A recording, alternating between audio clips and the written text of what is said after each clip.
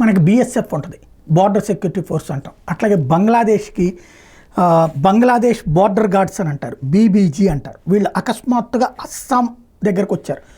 అస్సాం సరిహద్దులో, అస్సాము బంగ్లాదేశ్ సరిహద్దుల దగ్గర అక్కడ ఉన్నటువంటి ఒక హిందూ ఆలయం, దాన్ని ఇప్పుడు ఈ హిమంత బిశ్వ శర్మ ప్రభుత్వం వచ్చాక నిర్మాణం చేస్తున్నారు. అది యాక్చువల్గా ఏదైతే 3 లక్షల రూపాయలు రాష్ట్ర ప్రభుత్వం శాంక్షన్ చేసింది, అది మానస టెంపుల్. అయితే ఈ టెంపుల్ని గతంలో కొంతమంది అట్టించి వచ్చినటువంటి చొరబాటుదారులు కూలగొట్టి కొన్ని ధ్వంసం చేసి అక్కడ ప్రార్థనలు ప్రారంభించారన్నమాట.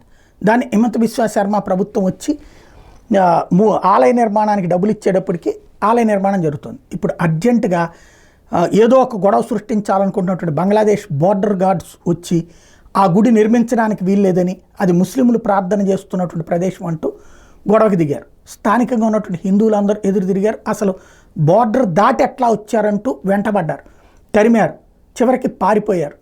అదే సందర్భంలో బీఎస్ఎఫ్ వాళ్ళు వార్నింగ్ ఇచ్చారు వాళ్ళకి. వాళ్ళు ఫస్ట్ మనకి ఆ గుడి గురించి వార్నింగ్ ఇస్తే గుడి కడితే ఊరుకోమని, మీరు ఇది సరిహద్దుల దగ్గరకు ఇంకొకసారి యువతలకు వస్తే ఊరుకోమన్నటువంటిది మన వాళ్ళు చెప్పుకొచ్చినటువంటి వార్నింగ్.